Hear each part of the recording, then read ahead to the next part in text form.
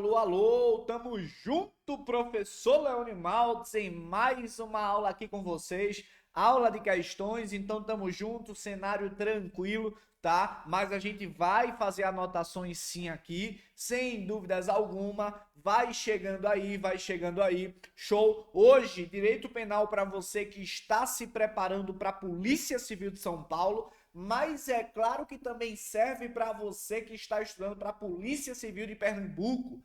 Tamo junto! Polícia Militar de Santa Catarina, também vamos para cima. Polícia Militar do Rio de Janeiro, tamo junto também. Aqui, meu aluno, é direito penal que está no seu edital, beleza? Então, boa tarde, boa tarde, boa tarde. Estamos juntos, vamos para cima. Olha só, luz natural, tá? Luz, isso aqui que vocês estão vendo aqui é luz natural. Show de bola, então. Deixe-me trazer aqui alguns aspectos, questões, Ih, professor, meu aluno, você já me conhece, não é possível que você não me conhece. Porra, 9 questões a gente traz bastante conteúdo aqui e só ponto direcionado para o seu edital. Show? Tamo junto então, é aquele sistema teoria em questões, beleza? Então, eu vou espelhar aqui, você viu, né, que já tá esperando pra você, né? Porra, eu vou fazer anotação, tá? Aí você vai me copiar fazendo anotação aí no seu caderno também. Deixe-me trazer aqui a plataforma do QC pra gente empurrar o palito, tá certo? Fazendo questões, show. Já trazer aí pra você a questão de número 1, beleza? E a questão de número 1, ela vai trazer o seguinte, olha só. Vem comigo aqui agora. O crime de furto consumado é considerado quando? Meu aluno, repare o seguinte, quando a gente fala aqui em relação ao crime de furto, deixe-me trazer aqui algumas anotações, olha só. Falar aqui do momento consumativo, tá? Momento consumativo em relação a o crime, por exemplo, de furto, mas também vamos falar em relação ao crime de roubo. E aí eu vou trazer aqui como regra, beleza? A teoria adotada para a consumação desses crimes é a teoria o quê? Amócio. Beleza? E a teoria da Amócio diz o seguinte, é inversão da posse. Show, inversão da posse. Beleza? Show de bola então. Tamo junto. Falou aqui em inversão da posse do bem. Repare que não exige que essa posse seja mansa e pacífica. Anota esse ponto aí também. Ó, houve a inversão da posse, vítima, autor. Trouxe o bem para si, já consumou o crime de roubo em regra e o crime de furto também, beleza? Então a teoria da morte, inversão da posse aqui para determinar o momento consumativo. É possível furto tentado? Sem dúvidas alguma. Iniciada a esfera de execução, não inverteu a posse do bem por circunstâncias alheias à vontade do agente. Não se consumou por circunstâncias alheias à vontade do agente. Percebeu aqui? Ó, porra, vou subtrair. Ih, tentei não conseguir trazer para mim. Opa, então tentei não conseguir, tentativa. Trouxe para si, inverteu a posse, ainda que haja perseguição por breve espaço de tempo, o crime estará consumado. Beleza? Então, na ideia da tal consumação e tentativa, deixe-me trazer aqui para você questão de número 1. Repare, o crime é considerado quando transferência e essa posse não exige que seja mansa e pacífica, tá? Se dá por tempo suficiente, não, também corta, beleza? Deixe-me trazer aqui também, vou até aumentar para ficar melhor, tá certo? Show, porra, tá perfeito. Tá? Existe transferência da posse da vítima para o agente, foi o que eu expliquei aqui. Letra C de cobra é o nosso gabarito. Beleza? Fui claro com você, sim ou não? Você tá conseguindo compreender? Pô, eu sei, gosto de ficar em pé, né, movimentar e tal. Relaxa, meu aluno e minha aluna. O importante é ter conteúdo, tá? A energia é a mesma. Sentado em... Ih, lá ele, mil vezes. Sangue de Jesus tem poder. Show! Questão de número 1. Marca aí. Letra C de cobra é o nosso gabarito. Beleza? Show de bola. Vim para a próxima questão. É a questão de número 2, que vai falar o seguinte. Considere a seguinte situação hipotética. Caio, com o intuito de obter vantagem indevida, repare, olha só, faz-se passar por Júlio, filho de Aurélia, e nesse papel realiza a ligação telefônica pedindo o depósito de determinada quantia de dinheiro em conta de terceiro. Seu cúmplice, Aurélia, inicialmente se convence e promete fazer o depósito, mas depois de desligar o telefone, resolve procurar seu filho, descobre o engodo e não deposita o dinheiro. Meu aluno e minha aluna, essa questão aqui está trazendo contexto, cuidado, de estelionato, artigo 171 do Código Penal. E no tal crime de estelionato, a consumação se dá com o quê? Obtenção da vantagem. Show? Obter para si ou para outrem por meio de fraude, mantendo ou induzindo a vítima em erro. Tudo bem? Então, quando se fala dessa mantença da vítima em erro, induzindo a erro, repare, a vítima tá num erro tão grande que de boa fé ela entrega a vantagem. Show de bola? Percebeu a parada aí, sim ou não? Tamo junto? Se a consumação se dá com a obtenção, o caso da questão é o quê? Tentativa. Só que em relação a tal tentativa, a gente vai fazer anotações aqui com vocês, sem dúvidas, para você pegar e empurrar o palito na banca. Professor, joga para mim? Jogo. Olha só.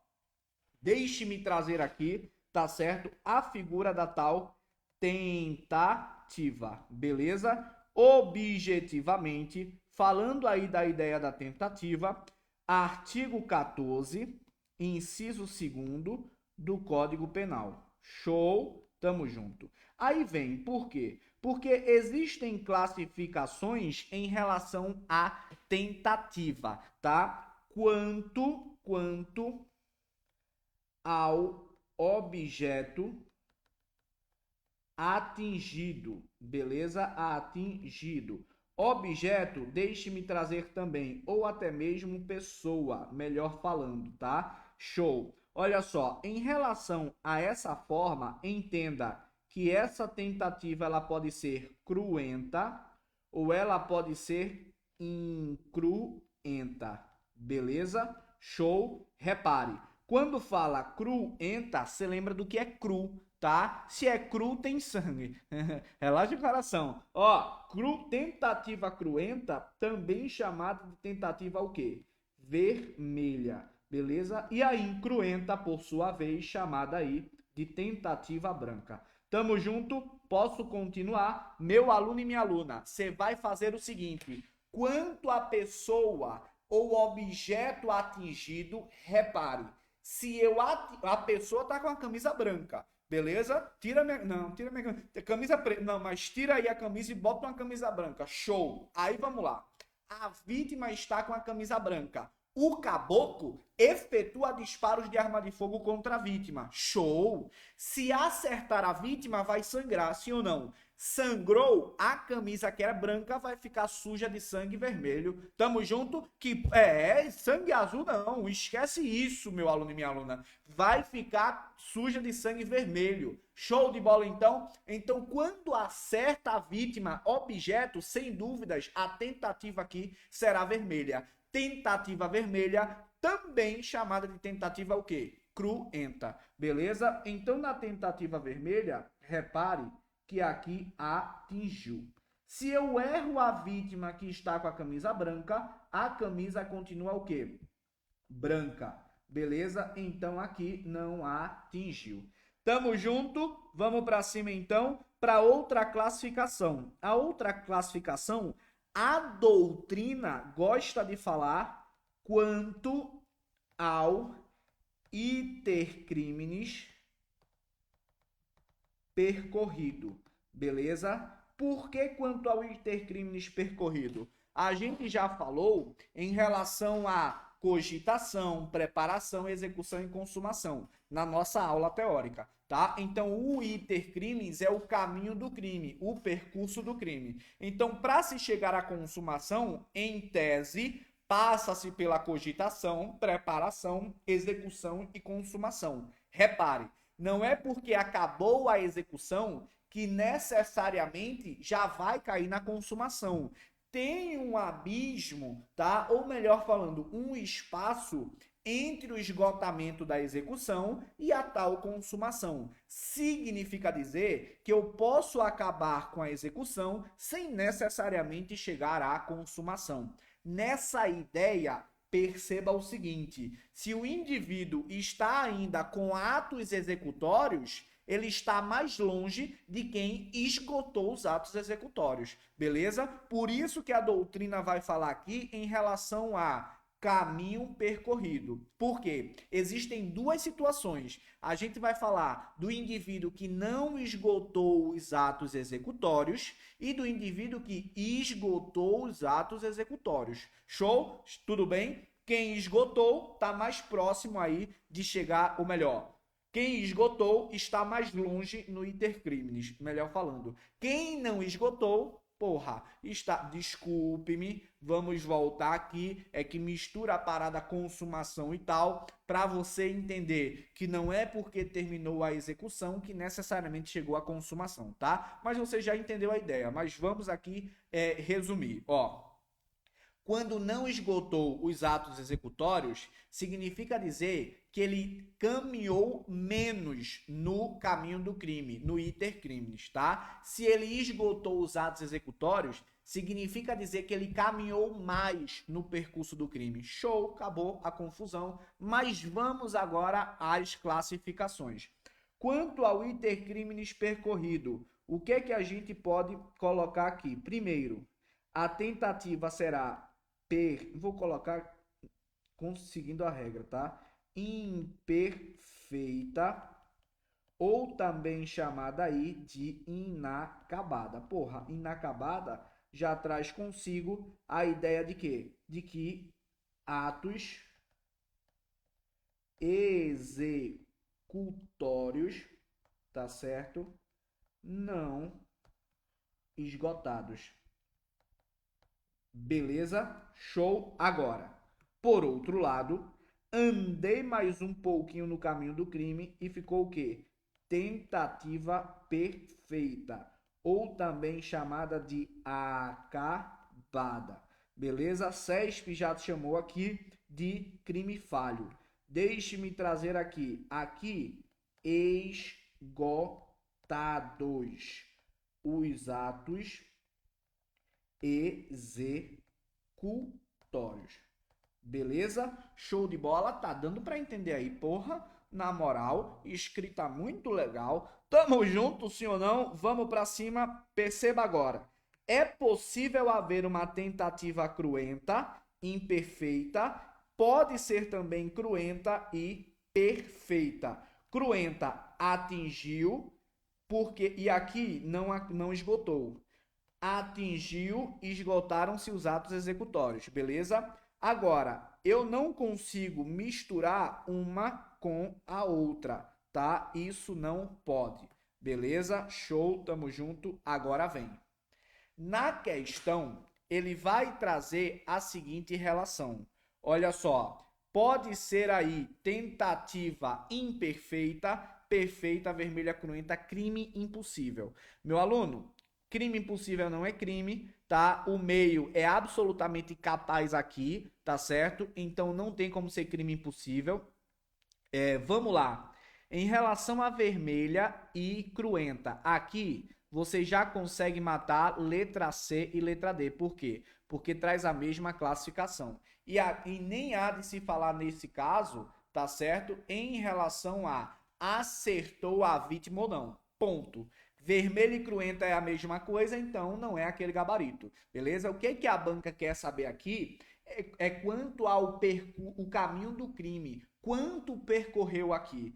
Esgotaram-se os atos executórios ou não? Calma, a gente vai ver agora. Repare, no momento em que ele fala o seguinte: pedindo depósito de determinada quantia de dinheiro em contato de terceiro. Ponto. Aqui acabaram-se os atos executórios, beleza? Então a tentativa aqui, sem dúvidas, é uma tentativa perfeita, tá certo? E essa tentativa perfeita está na letra B de Brasino, 777 é o jogo da galera. Não tinha mais atos executórios, ele já esgotou todos os atos, tá? Numa relação de homicídio, por exemplo, há de se falar em munições, tudo bem, no contexto fático da questão. Aqui, ele já esgotou, tanto é que a mulher ainda foi ver com o filho dela, tá? Então, os atos executórios estão esgotados, show. A tentativa, ela é perfeita. Acabada também é um sinônimo que a banca pode trazer aí. Beleza? Show de bola. Vamos avançar aqui para a próxima questão, que vai falar o seguinte: tendo em conta as disposições relativas à aplicação da lei penal, empurrando palito, vem. A tentativa não é punida quando o meio empregado é absolutamente ineficaz para a consumação.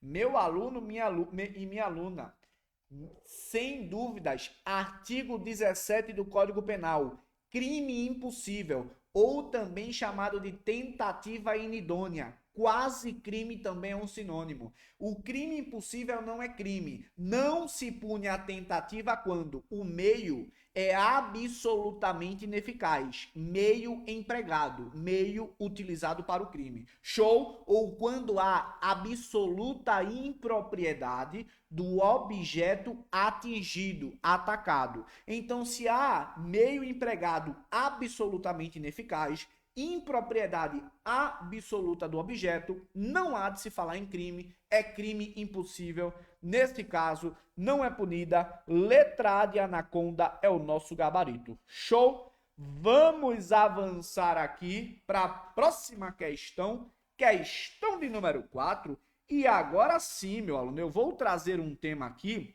tá? Que traz muita dúvida em relação aos alunos. Olha só.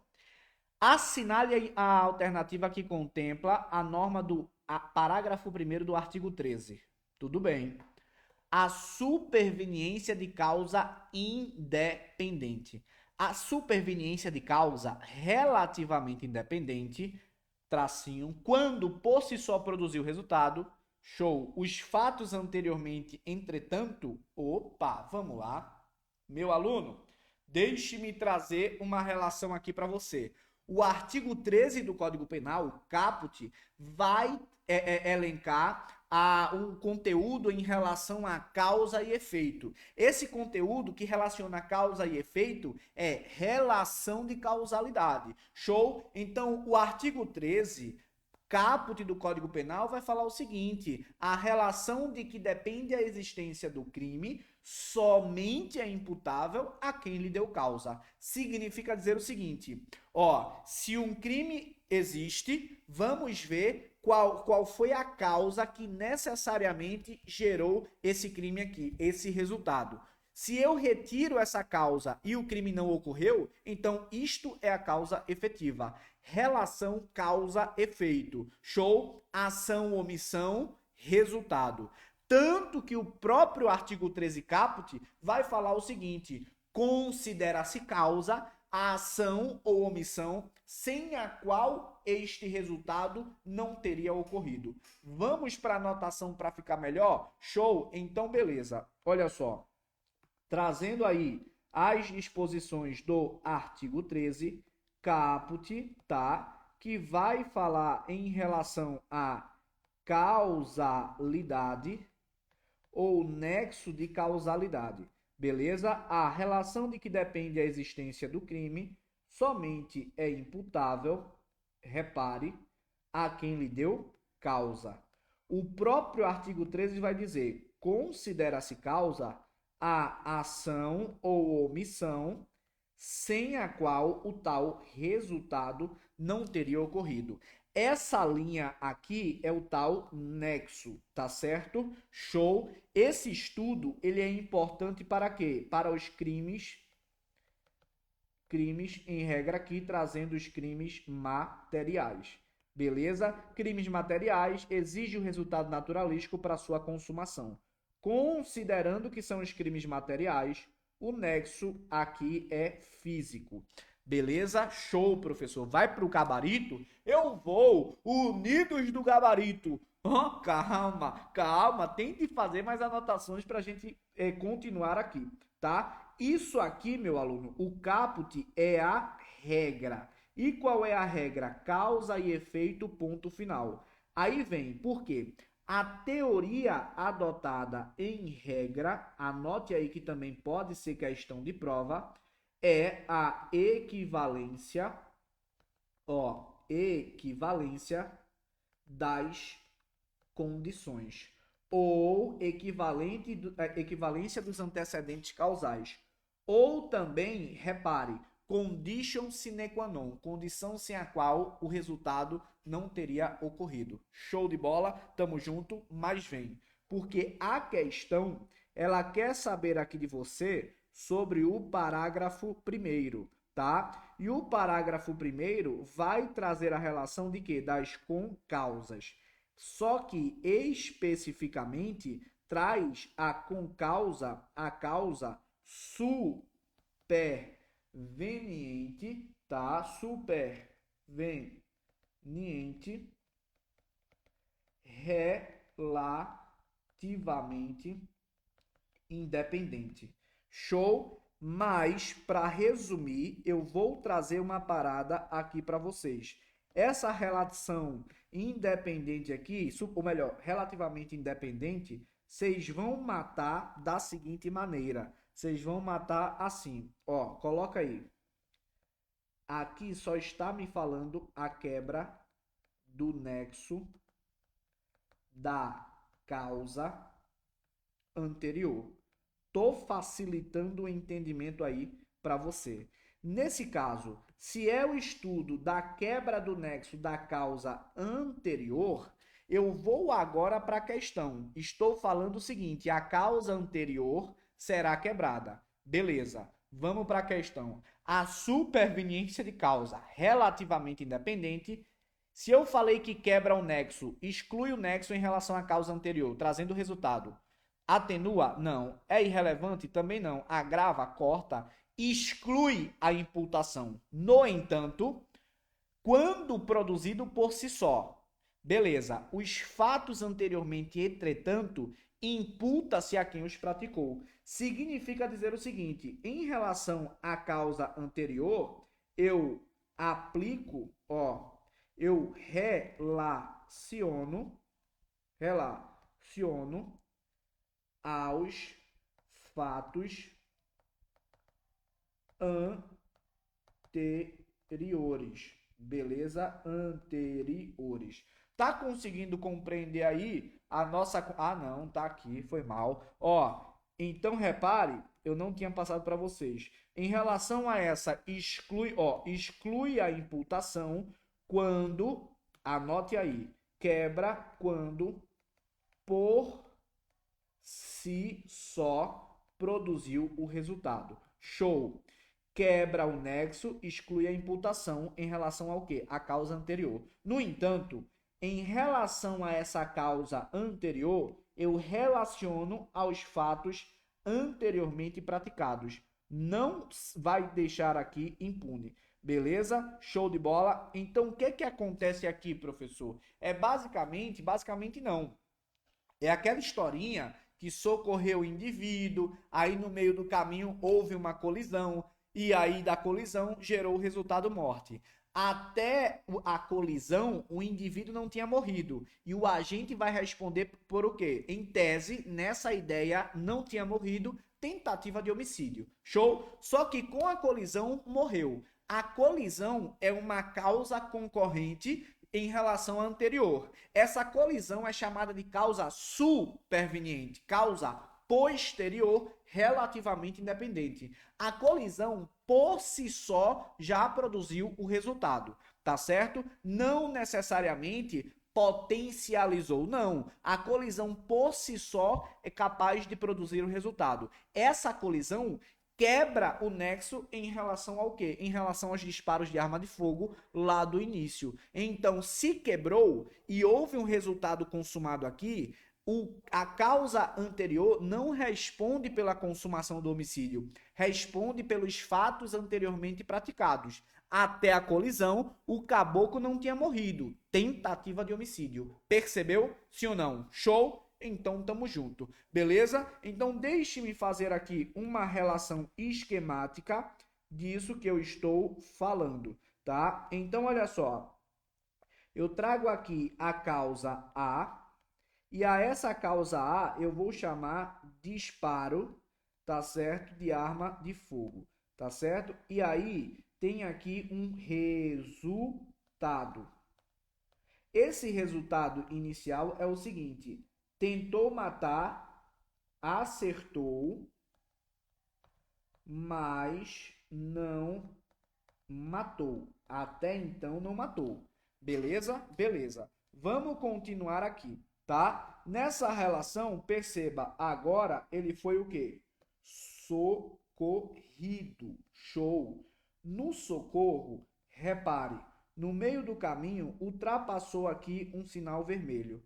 No que ultrapassou o sinal vermelho, há uma colisão e perceba, a colisão aqui freou essa linha. Perceba que isso aqui é o nexo, tá? Aí, continuando a linha aqui, a colisão, ela freou essa linha. Por quê? Porque a colisão, ela trouxe aqui o resultado morte.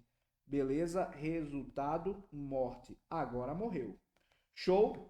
Tamo junto? Vamos à explicação para você entender. Olha só, vou trazer um verde. Causa A, disparo de arma de fogo. Resultado A, acertou, mas não matou. Até aqui, eu poderia dizer que era o quê? Show, tentativa, tá? Até aqui eu chamo só de tentativa. Beleza? Tamo junto? Deixe-me anotar aqui. Se não matou, então aqui é tentativa. Pode ser consumação? Pode.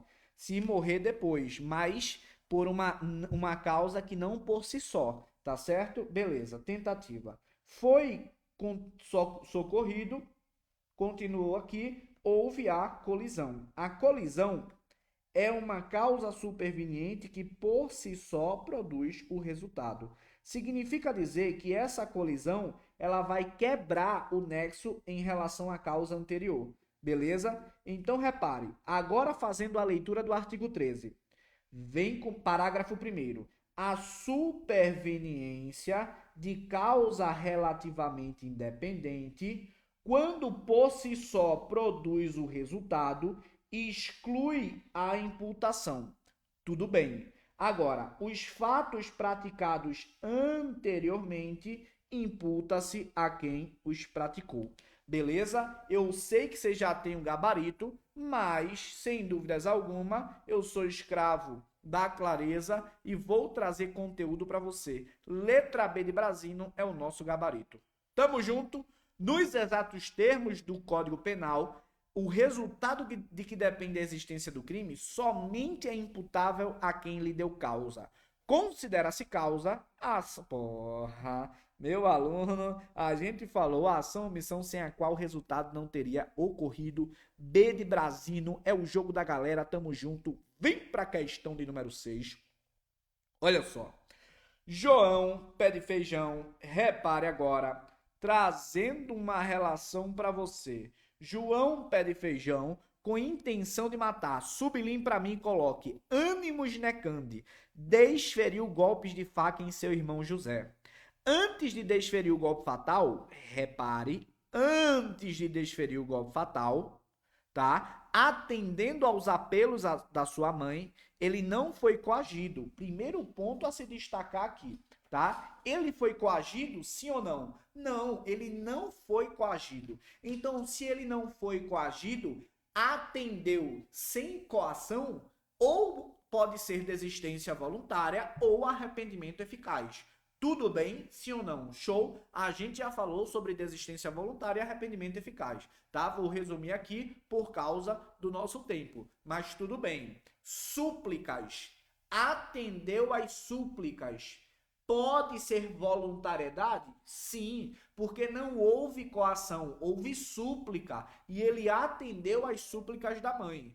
E repare que há uma relação aqui, tá? Sem dúvidas, muito importante para você. Essa relação é o seguinte, meu aluno, se ele desistiu de continuar na execução, significa dizer que ele estava durante a execução do delito. Está durante a execução do delito e desiste voluntariamente, não consuma, não é tentativa, é desistência voluntária. Agora, se ele termina a execução, não consuma e ele impede que o resultado se produza, se ele socorresse o seu irmão e o irmão não morresse, seria arrependimento eficaz. Beleza? Então, desistência voluntária está durante a execução e arrependimento eficaz está após a execução, só que antes da consumação.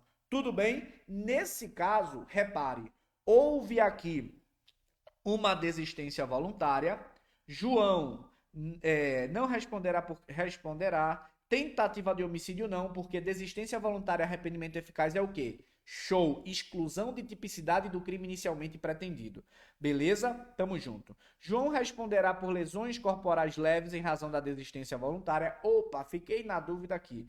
Arrependimento posterior, nem a pau. Aí você fica na dúvida entre a letra A de anaconda e a letra C de cobra. Meu aluno e minha aluna, repare, se há uma desclassificação da tentativa de homicídio, imputando os fatos anteriormente praticados, porque o artigo 15 está assim, o agente que voluntariamente desiste de prosseguir na execução ou impede que o resultado se produza, responde somente pelos atos já praticados.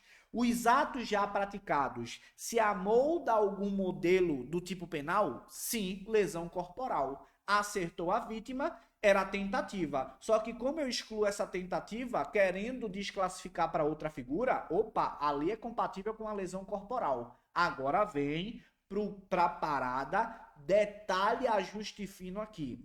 Lembre-se de que existe a lesão leve, lesão grave e gravíssima. Show? Tranquilo, tamo junto. Ó, na lesão grave, existe uma circunstância chamada perigo de vida. Tudo bem? Quando a questão traz assim, antes de desferir o quê? O golpe fatal. Atendendo aos apelos da mãe. Existe aqui um perigo de vida, sim ou não? Sim.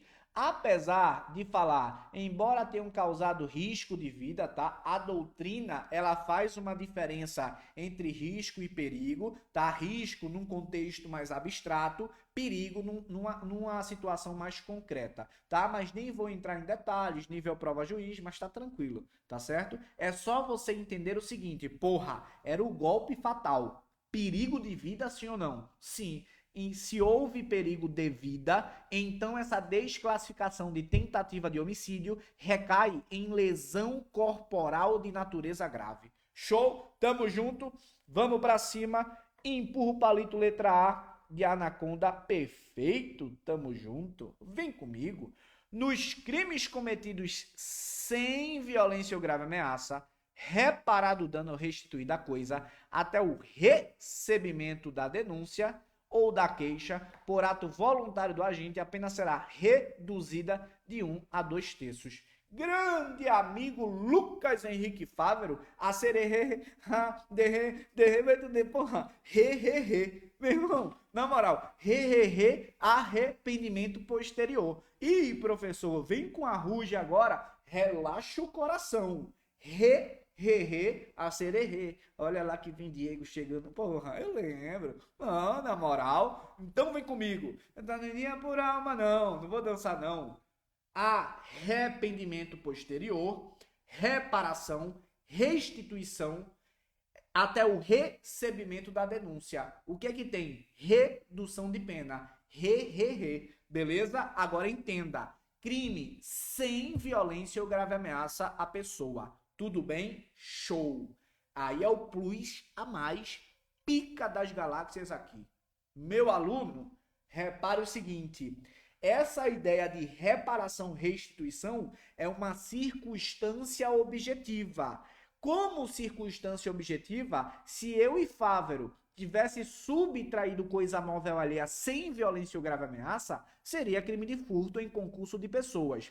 Se Fávero resolve reparar / restituir integralmente, somente ele terá direito à diminuição? Não.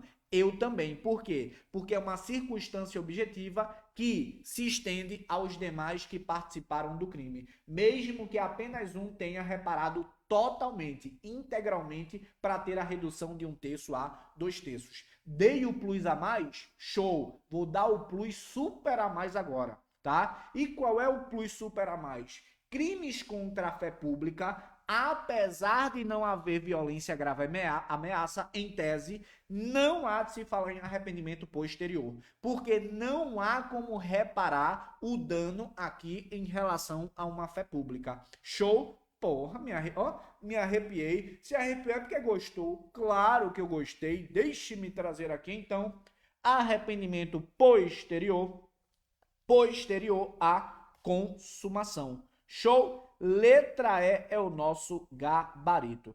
Posso continuar sim ou não? Vem! Quando por ineficácia absoluta do meio ou absoluta impropriedade do objeto, falei para você, crime impossível, artigo 17. Ó, tentativa 14, 2, arrependimento eficaz de desistência voluntária, artigo 15, arrependimento posterior, artigo 16, do crime impossível, aí, artigo 17. Beleza? Vem comigo agora para a questão que vai falar o seguinte. Adalberto decidiu matar seu cunhado em face das constantes desavenças, especialmente financeiras, pois eram sócios em uma empresa e estavam passando por dificuldades. Preparou seu revólver e se dirigiu até a sala que dividiam na empresa. Parou de frente ao inimigo, agora sublinhe para mim que aqui é o nível pica, e apontou sua arma em direção, mas antes de acionar o gatilho, foi impedido pela secretária, que ao ver a sombra pela porta, decidiu intervir e impedir o disparo. Em face do ocorrido, pode-se afirmar o seguinte, meu aluno e minha aluna, trazendo posicionamento majoritário para você.